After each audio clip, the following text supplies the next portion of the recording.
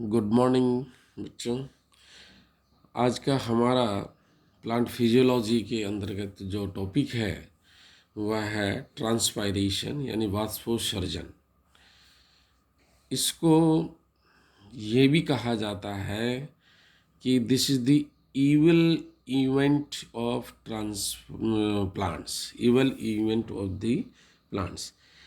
क्यों कहा जाता है? इसका कारण यह है क्योंकि इसमें जो पौधों से लॉस होता है किसका? पानी का लॉस होता है। इस वजह से क्या है कि इसको ईवल कहा जाता है। देखिए, ये कि बहुत ही ज़रूरी और बहुत ही उपयोगी होती है। कई बार आपने ये देखा होगा कि हम पेड़ के नीचे जाते हैं और पेड़ के नीचे जाकर के खड़े हो जाते हैं। भरी गर्मी का समय होता है, तो उस गर्मी के समय के अंदर आपको वहाँ पर ठंडक महसूस होती है। ठंडक क्यों महसूस होती है? जबकि उस छाया से हम बाहर की तरफ जाते हैं तो हमें गर्मी लगती है, लेकिन पेड़ की छांव में बैठते हैं तो हमें ठंडक महसूस होती है, रिलैक्स महसूस होता है, शुद्ध होता है। यानी कि उसमें दो कारण होते हैं। एक तो क्या है कि ड्यू टू द ट्रांसपायरेशन यानी कि वाष्पोत्सर्जन की प्रक्रिया के द्वारा जो लॉस ऑफ वाटर होता है उससे उस एरिया का जो वातावरण होता है वह ठंडा हो जाता है और उसमें ह्यूमिडिटी कंपैरेटिवली बाहर के वातावरण से ज़्यादा होती है। तो इस वजह से क्या है कि वह है हमारे को अच्छा लगता है। तो बहुत सारे राहगीर हैं या हम भी कहीं पर पैदल चल रहे हैं या गर्मी का सीज़न होता है तो we like to sit under the tree. तो ये ऐसा हमने देखा है और इस हिसाब से है जो मिलते हैं। लेकिन कार्य की यह फिजियोलॉजी की दृष्टि से है जो ये है क्या चीज़ें होती हैं, क्या होता है, क्या नहीं होता है, इसको क्या कह सकते हैं। जब हम ये देखते हैं तो इसमें क्या होता है कि पादपों द्वारा जो मृदा से यानी कि जो अवशोषित जल होता है वह पत्तियों तक स्तंभ के माध्यम से जड़ों के द्वारा इस तक पहुंचता है, जो कि ये जल और मिनरल्स हैं जो किससे अवशोषित करते हैं? हम जड़ों से अवशोषित करते हैं, यानी कि पौधे जड़ों से अवशोषित करते हैं।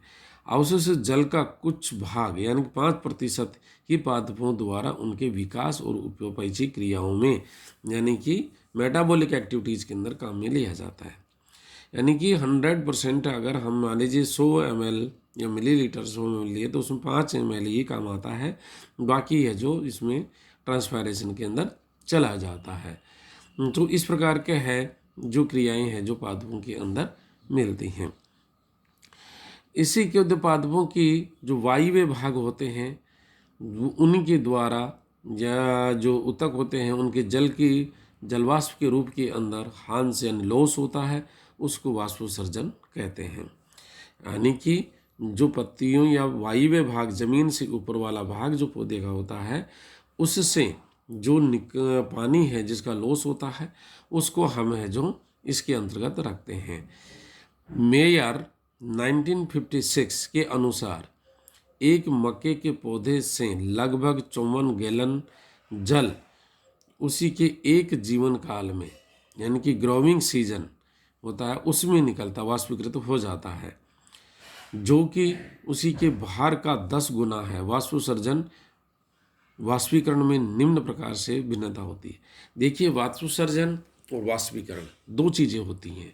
वाष्पोत्सर्जन तो होता है loss of water by plants, evaporation होता है लॉस ऑफ वाटर और evaporate the water by open body, यानी कि जैसे तालाब है, नदी है, और है पौंड है, पोखर है, इनसे क्या है कि मुक्त जो जगह होती है ओपन न होते हैं, उनसे जो ऑपरेट होकर के और वातावरण के अंदर जो पानी जाता है या हवा में जो पानी जाता है उसको हमें जो ऑपरेशन कहते हैं। तो इसी तरीके से देखते हैं कि जैसे ये वाष्पोत्सर्जन है जो एक जीव क्रिया है, जैविक क्रिया है जो कि सभी पादपों में संपन्न होती है। लेकिन ऑपरेशन यह एक भौतिक क्रिया है जो कि किसी भी मुक्त सतह पर हो सकती है। नंबर 2, वाष्पोत्सर्जन में यह है जल क्यूटिकल युक्त अधिचर्म अथवा रंध्र से होता हुआ निकलता है। वो जबकि ऑपरेशन है ये द्रव्य वाष्पीकृत हो सकता है, इसमें अधिचर्म की आवश्यकता नहीं होती है। तीसरा इसमें अंतर है, ये जीवित कोशिकाओं में होता है। ये है जो ऑपरेशन है वो ये है निर्जीव सतह पर होता है। चौथा भिन्नता है, इसमें जीवित कोशिकाओं में उत्पन्न बल कार्य करते हैं, जबकि ऑपरेशन के अंदर अधिक बल की आवश्यकता नहीं होती है। पांचवा पॉइंट इसके अंदर वाष्पोत्सर्जन में, इसी में पत्तियों तथा तरुण स्तंभ की सतह नम हो जाती है और इससे सूर्य के प्रकाश से जल में बचाती है। और ऑपरेशन के अंदर इसमें सतह शुष्क हो जाती है, यानी कि उसमें तो लॉस ही होता है, उस तरीके से होता है, इसमें नम वगैरह नहीं होता है। अब हम ये देखते हैं कि वाष्पोत्सर्जन की प्रक्रिया किस प्रकार से यानी कि होती है।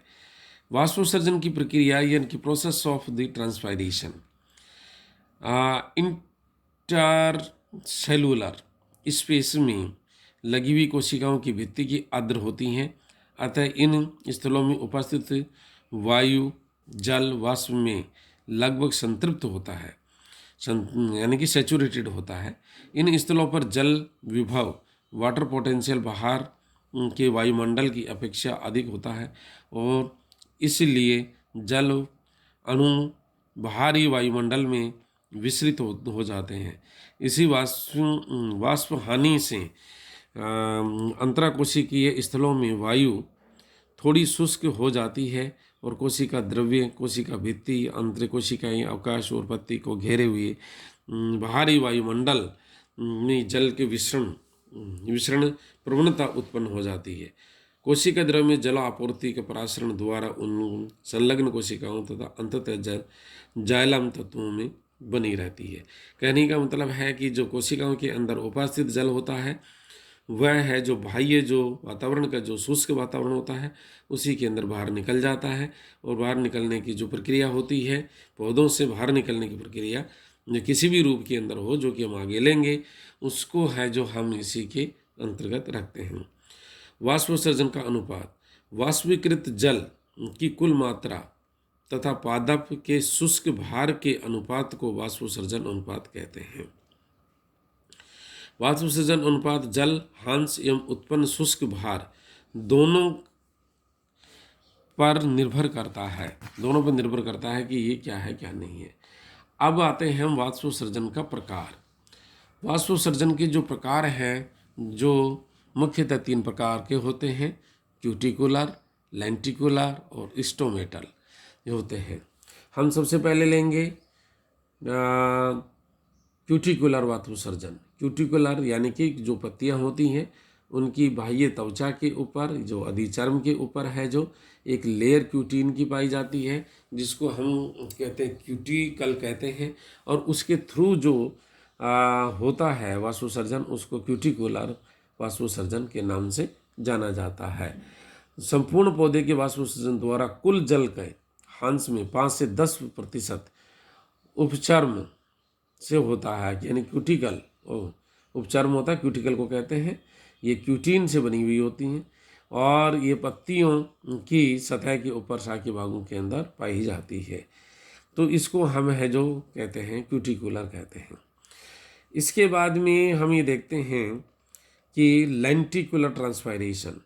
लेंटिकुलर क्या होता है कि पौधे के जो यंग तने होते हैं, काष्ठ होते हैं, उनके अंदर छोटे छोटे छिद्र बन जाते हैं और उन छिद्रों को है जो डायरेक्ट कोशिकाएं होती हैं वह वातावरण के संपर्क में आ जाती हैं और उनको है जो हम लेंटिक्यूल्स कहते हैं या लेंटिसेल्स कहते हैं। और इन लेंटिसेल्स के अंदर है जो 1% है जो जल का वाष्प होता है। अब मुख्य रूप से जो है जो 3rd कैटेगरी है वह मुख्य है और यह मुख्य भाग होता है, यानी कि स्टोमेटल वाष्पोत्सर्जन, स्टोमेटल ट्रांसपायरेशन। इसी के द्वारा है जो पत्तियों के ऊपर आप ये देखे होंगे कि दो प्रकार के मुख्य रूप से है जो हम एंजियोस्पर्म्स की बात करते हैं। तो एंजियोस्पर्म्स के अंदर जो स्टोमेटा होते हैं, जिम्नोस्पर्म में स्टोमेटा होते हैं, वह लोअर सतह के ऊपर होते हैं। लेकिन एंजियोस्पर्म के मोनोकोट्स होते हैं जिनमें कुछ पादपों के अंदर अपर सरफेस के ऊपर भी यानी कि स्टोमेटा मिलते हैं। स्टोमेटा की संरचना भी बहुत ही बढ़िया और जटिल और अच्छी होती है, जो कि हम आपको बताएंगे। और इसी के आधार पर हम है जो आपको डायग्राम भी इसके अंदर शो करेंगे बाद में। तो इनको देखते हैं तो जिसी के आधार पर क्या है कि स्टोमेटा वातावरण के अंतर्गत है जो खुलते हैं, बंद होते हैं। तो उस बंद होने और खुल होने की जो प्रक्रिया होती है उसी के अंतर्गत है जो स्टोमेटा के द्वारा वाष्पोत्सर्जन यानी कि होता है, यानी कोशिकाओं से पानी का हंस होता रहता है। पत्ती का एक चौड़ी और फैली हुई बड़ी सतह पर जो कि वायु एवं सूर्य के प्रकाश में संपर्क में है और पत्ती का एक अथवा दोनों सतहों पर रंध्र बिखरे रहते हैं और पत्तियों की स्पंजी मृदुता की खंभ उत्तक की कोशिकाओं में वह भारी वायु में रंध्रों का संपर्क में होता है। तो इसी को गैसीय विनिमय भी इसके साथ साथ में होता है और उसी के कारण ये है होता है। अब हम ये देखते हैं कि इसी में है तो हम ये देखते हैं कि इसका किस प्रकार से है। तो हम इस डायग्राम के माध्यम से हम ये देख सकते हैं कि इसमें है जो इस प्रकार से है जो एक लीफ की स्ट्रक्चर इंटरनल स्ट्रक्चर होती है और जिसकी सहायता से हमें जो ये देखते हैं। और इसी की सहायता से दूसरा हम देखते हैं कि स्टोमेटा की स्ट्रक्चर जो कि ये इस प्रकार की होती है। स्टोमेटा की स्ट्रक्चर इस प्रकार की होती है। आगे हम है जो इनके बारे में और भी देखेंगे। इसमें देख रहे हैं आपकी एसेसरी सेल्स, गार्ड सेल्स हैं और जब ये ओपन है, क्लोज्ड है, दोनों प्रकार के आपको इसमें दिखाई दे रहा है। तो इस प्रकार की जो कंडीशंस हैं वो इसके साथ साथ में जो इसमें मिलती हैं। अब हम ये देखते हैं कि स्टोमेटा का स्ट्रक्चर के अंदर हम ये देख रहे हैं जो कि डायग्राम में भी आपको दिखाया गया है कि मध्य के अंदर है जो दो गार्ड सेल्स होती हैं जो कि किडनी शेप में होती हैं और वो उस कोशिकाएं हैं जो वो खुलती हैं और बंद होती रहती हैं। गार्ड सेल्स हैं जो इनमें क्लोरोप्लास्ट भी होता है, पोर होता है, थिक वाल यानी कि पार्ट वाल होता है, एसेसरी सेल्स इनसाइड के अंदर है जिसको बोलते हैं। ये स्टोमेटा होते हैं जो कि आगे स्ट्रक्चर में हम देखेंगे कि सरफेस स्टोमेटा भी होते हैं, संकन स्टोमेटा होते हैं। स्ट्रक्चर ओरिजिन के आधार पर भी अलग अलग टाइप के स्टोमेटा होते हैं ये जो कि पाए जाते हैं। और ये जो एसेसरी सेल्स को हमें जो सब्सिडरी सेल्स के नाम से भी जानते हैं। तो ये देखते हैं। इसी के साथ साथ हम ये देखते हैं कि स्थिति यानी कि स्टोमेटा की स्थिति और वितरण के आधार पर रंध्रों के प्रकार किस प्रकार के होते हैं। जैसे पहला है इसी के अंदर Apple and the mulberry type. ये रंध्र पत्ती की निचली सतह के पर ही उपस्थित होते हैं। दूसरा है आलू या बीन प्रकार के, पोटैटो और द बीन टाइप। इसी में रंध्र पत्ती की ऊपरी सतह के अपेक्षा निचली सतह पर अधिक संख्या में पाया जाता है। इसका मतलब इसमें दोनों में सतहों पर पाया जाता है। जई अथवा मटर प्रकार के ओट और द पी टाइप। इसी में रंध्रों की संख्या पत्ती की दोनों सतहों के ऊपर पाई जाती है। तो ये दोनों प्रकार के यानी कि इसी में कंडीशंस के अंदर ये है पाए जाते हैं। इसी के बाद के अंदर हम आते हैं यानी कि वाटर लिली टाइप। इसी में रंध्रों की पत्ती है कि केवल ऊपरी सतह के ऊपर ही रहते हैं। दूसरा है पोटामोजीटॉन टाइप। रंध्र अनुपस्थित होते हैं और यदि उपस्थित होते हैं तो निष्क्रिय होते हैं। दूसरा अब आगे चलते हैं हम हैं सहायक कोशिकाओं की संख्या, आकृति एवं आकार के आधार पर रंध्रों के प्रकार। यानी कि सहायक जो सब्सिडरी सेल्स होती हैं उन्हीं की जो किस प्रकार से यानी कि सहायक कोशिकाएं उतनी इनमें किस प्रकार से रेनकुलस टाइप का, रेनकुलसी के अंदर है जो टाइप का यानी कि रेनकुलस टाइप हो और एनामोसाइटिक होते हैं स्टोमेटा है जो इस प्रकार के टाइप के सहायक कोशिकाओं के से घिरे रहते हैं और जैसे की संख्या सीमित होती है, सामान्यतः 5 होती है। और यह कोशिकाएं हैं जो कि आकार एवं नाप में अधिचार में सब एपिडर्मल सेल्स के समान होती हैं और रेननकुलेसी, मालवेसी, पेपवेरेसी, कुकुरबिटेसी और टेमेरिएसी फैमिली में पाए जाते हैं। दूसरा प्रकार है क्रूसीफेरी टाइप का। इसके है एसमोकोसिका यानी कि एनिसोसाइटिक टाइप का होता है। द्वार कोशिकाएं 3 सहायक कोशिकाओं के द्वारा, उसमें 5 थी, इसमें 3 है। सहायक कोशिकाओं से असमान नाप की होती हैं, यानी कि इनकी कोशिकाओं के आकार है जो भी समान नहीं होता है और ये घेरे रहती हैं। और इनको हम है जो कहते हैं यानी कि क्रूसीफेरी कुल के अंदर है, जिसमें सोलेनम